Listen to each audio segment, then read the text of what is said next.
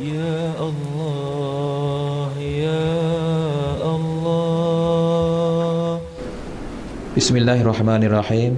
Qala al-musannif rahimahullahu ta'ala wa nafa'ana bihi wa bi'ulumihi fid dharain amin, katanya. Dan kesembilan, jangan mengerjakan sesuatu yang membatalkan puasanya di dalam sembahyang, seperti makan dan minum dan apa ni, dan memasukkan suatu di dalam rongga yang terbuka, seperti memasukkan suatu ke dalam hidungnya dan telinganya sampai kepada batin keduanya, dan jikalau dengan digagahkan dia atas perbuatan demikian itu sekalipun, kerana nadir yang demikian itu, dan dua gerak atau dua langkah sedikit namanya pada uruf, tiada batas sembahyang dengan dia. Inilah 9 syarat, maka wajib kita pelihara akan dia supaya sah sembahyangnya, dan jikalau ditinggal satu syarat daripadanya, tiada sah sembahyangnya.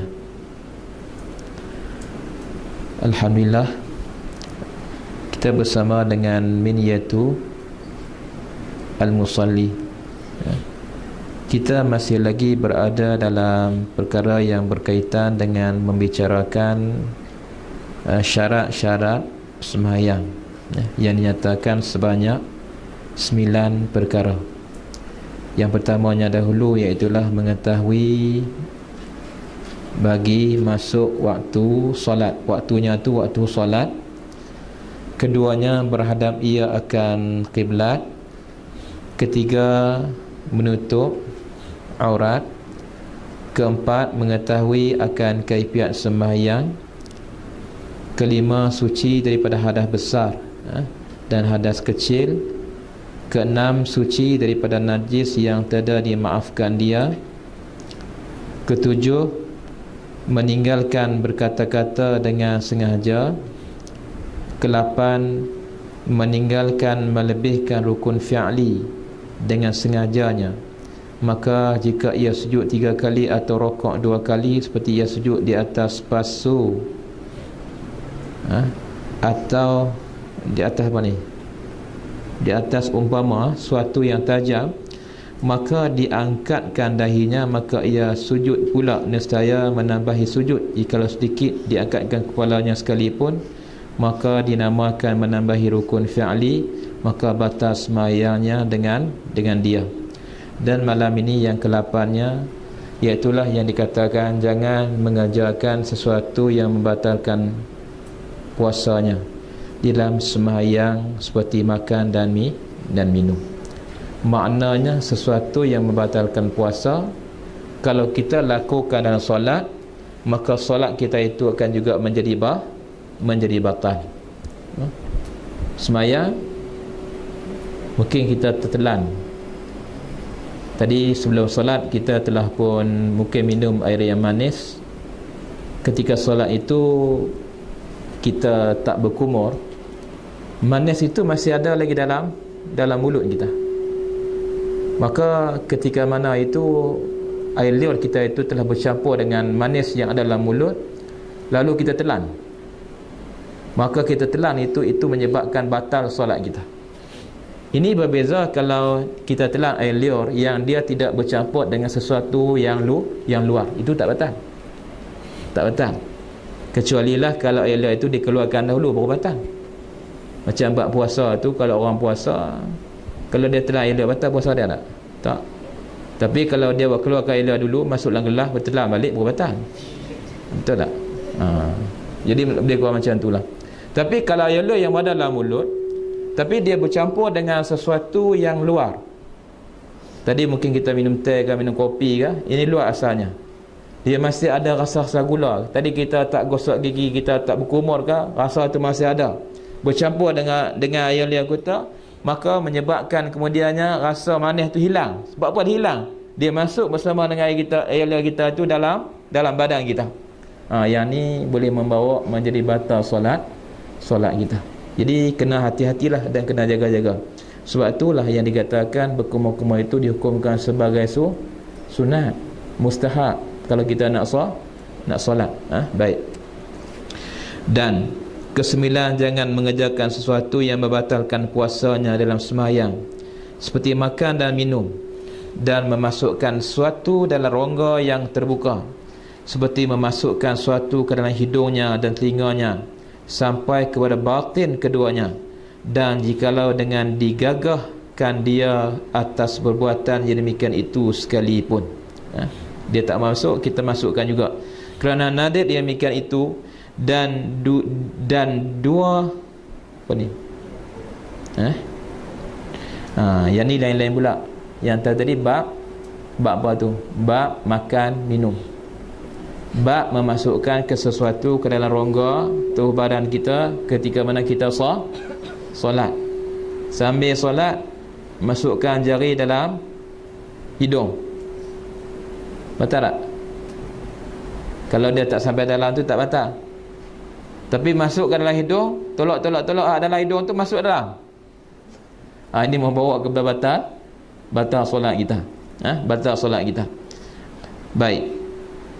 Selesai yang tu, dia sambung pula dengan masalah lain. Masalah lain itu berkaitan dengan pergerakan dan apa ni? Dan dua gerak atau dua langkah sedikit namanya pada uruf tiada batas sembahyang dengan dia. Ini berkaitan hak tadi, hak atas tu. Ada atas tu. Pergerakan yang macam mana yang membatalkan solat. Tak jumpa kan? Dulu kita baca kan? Tak ingat saya. Dikatakan dan dua gerak atau dua langkah sedikit namanya pada uruf. Kalau setakat dua langkah, dua gerak, itu masih sikit. Itu bukan langkah banyak yang berturut-turut. Sebab apa? Sebab aqalul jam'i salas. Sekurang-kurang jamak itu ialah tiga. Satu sikit, dua sikit lagi, tiga tiga banyak. Tiga banyak lah. Kalau orang poligami tiga pun kalau kabut lah. Dua boleh gagah no. Empat lagi teruk lah. Baik. Tiga kira banyak. Jadi dikatakan 3 kali berturut-turut, ya, itu dikatakan apa? Itu dikatakan banyak. Baik.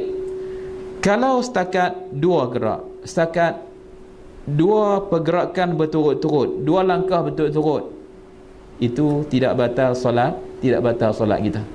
Sembahyang kayu macam mana? Tengok orang Arab, dia berjalan tu kena solat.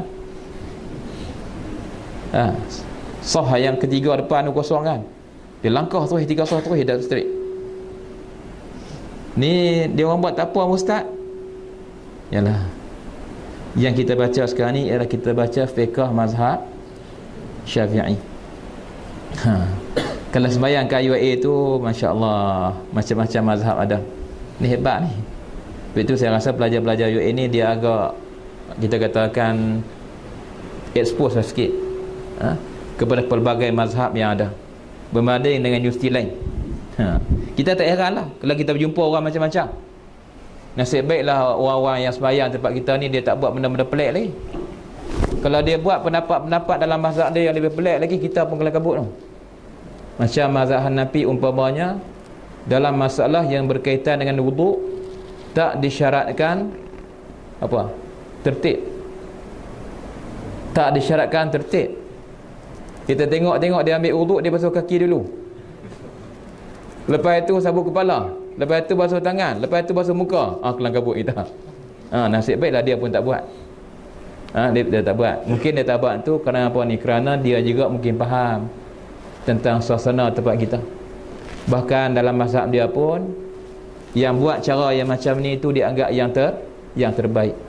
Sebab dalam Quran pun sebut macam tu, sebut muka dulu, tangan, kemudian kepala, kemudian baru kaki. Tapi kalau ikut mazhab dia, memang itu tak disyaratkan tertib. Tak disyaratkan. Bermakna tak buat pun tak apa. Tapi nasib baik dia tak buat. Kalau dia buat, kelang kabut kita, no? Lama-lama kita balik kampung pun buat juga ikut dia juga.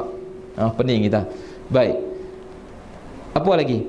Dikatakan dan dua gerak atau dua langkah sedikit namanya pada uruf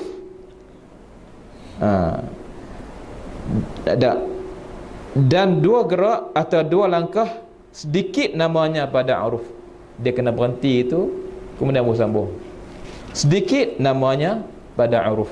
Dia nak beritahu kata dua langkah, dua gerak itu khabarnya apa? Sedikit namanya pada uruf. Dan tu itu kita boleh katakan waw itu langkah dua gerak itu kita boleh katakan, boleh kita i'rabkan dia sebagai mubtada. Khabar dia mana? Khabar dia sedikit namanya pada uruf. Tu khabar dia. Berarti dekat tu. Kadang-kadang macam kita Jawi ni lebih kurang macam kita Arab lah juga. Dia kena pandai i'rab dia. Mubtada dekat mana, khabar dekat mana, hal dekat mana. Insya-Allah mudah. Sebab tu kalau orang yang dia mengaji bahasa Arab, dia tak ngaji kitab Jawi, dia boleh baca. Tapi kalau orang yang mengaji kitab Jawi, dia tak ngaji kitab Arab, dia tak boleh baca kitab Arab. Lagi payah kan? Lagi payah. Baik. Dan tiada sembahyang, tiada batal sembahyang dengan dia. Inilah 9 syarat, maka wajib kita peliharakan dia supaya sah sembahyangnya, dan jikalau ditinggal satu syarat daripadanya tiada sah sembahyangnya. Dan demikian lagi daripada orang yang memelihara akan sembahyang dan mendirikan seperti yang disuruh Allah dan Rasulnya, hendaklah ia mengetahui dan mengerjakan daripada segala rukunnya. Maka erti rukun sembahyang itu ibarat daripada sukunya, yang ia kejadiannya, yang masuk dalam mahiyahnya, dan tiada dapat dijabarkan dia. Dijabarkan. Saya baca dijuburkan pula. Dijabarkan. Jabarkan ni digantilah. Jabrun, digantikan. Dijabarkan dengan sujud sahwi dan segala sunatnya. Maka barang yang dijabarkan dengan sujud daripadanya sunat ab'ad, dan barang yang tidak dijabarkan dengan sujud sahwi dinamakan hay'ah. Dijabarkan itu mana digantilah. Kalau kita tak buat, kita diminta ganti dengan sujud sahwi. Ada yang boleh diganti, ada yang tidak boleh diganti. Maka rukunnya itu 13 perkara. Pertamanya niat. Maka erti niat itu qasdu syai'in muqtarinan bi fi'lih, iaitu menyahaja ia akan suatu hal keadaannya disertakan dengan awal perbuatannya, maka tempat itu pada hati. Maka jika adalah sembahyang itu fardu yang lain daripada Jumaat dan qasar, hendaklah ia mengqasad dengan hatinya, hendak mengerjakan sembahyang dan dita'arudkan fardunya dan ditakyinkan waktunya. Maka yang tiga itu dinamakan qasad dan ta'arud dan ta'yin, dinamakan niat. Maka hendaklah ia hadirkan yang tiga ini pada takbiratul ihram. Maka jika ada sembahyang itu Jumaat, ditambahi imam jika imam atau makmum, kerana sembahyang Jumaat itu disyaratkan berjemaah daripada awal sembahyangnya. Ada berapa tu? Ada qasad, ta'arud dan ta'yin. Jadi sekarang kita baru memasuki apa yang dikatakan sebagai rukun solat. Itu yang tadi ini dikatakan inilah mahiyah. Mahiyah tu maknanya hakikat solat. Itulah yang dikatakan sebagai suku tu. Dia kata suku dia. Ada tak suku? Ada kan? Itu ibarat daripada sukunya. Apa sukunya ni? Bahasa Arab kata apa? Juzuk dia. Jadi rukun tu kita tidak boleh tinggal juzuk solat tu. Kalau solat tu juzuk dia tak ada, juzuk yang asal tu tak ada bermakna solat tu seolah-olah macam tak ada. Ini dikatakan rukun lah, iaitulah perkara hakikat solat itu sendiri, yang kesemuanya sebanyak 13. Yang pertamanya dimulai dengan ni. Saya rasa kita berhenti sekat ni malam ni.